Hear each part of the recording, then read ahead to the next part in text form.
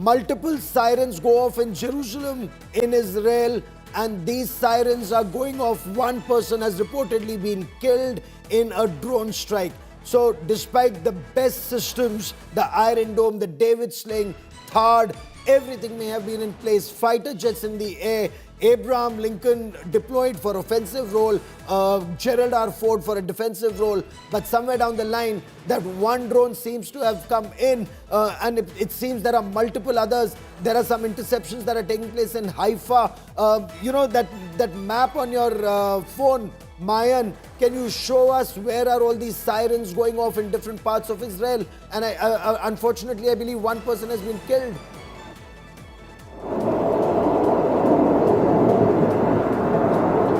Moderate or lightly injured. Those happen from strikes that happened overnight. There are sirens right now wailing, not actually where I'm standing in Jerusalem, though I expect those to come quite soon. I'm hearing the interceptions overhead. I'm not sure if you can hear that, but I am listening to the interceptions as I stand here. Sirens are going off in central Israel, central northern Israel, and in Jerusalem area right now as we speak, but they've been going off throughout the country. We've seen them up north, down south, in Eilat. And again, the strongest strikes where we've actually seen direct hits have taken place more in central Israel, in the Tel Aviv area. Iran generally targets Tel Aviv not only because our military headquarters are located there, but also because it is in some ways, the heart and soul of the city of, Israel. There is the most populated area outside of Jerusalem. Generally speaking, until now, there has not been as many attacks toward Jerusalem, and that is because so many of the holy sites are located in the holy city of Jerusalem. And there was always some fear of hitting the Temple Mount or other areas like that. It does not appear that is worrying the Iranians this time around. We've had here in Jerusalem nearly as many sirens as in Tel Aviv.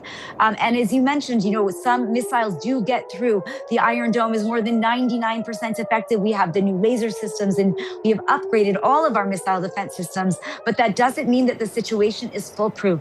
Therefore, the Home Front Command requires that Israelis get near their bomb shelters. They give us a warning about 8 or 10 minutes before when Iran launches the missiles, and Israelis are asked to go near the bomb shelter. And then minutes later, you start to hear the sirens and need to bunker down. Absolutely.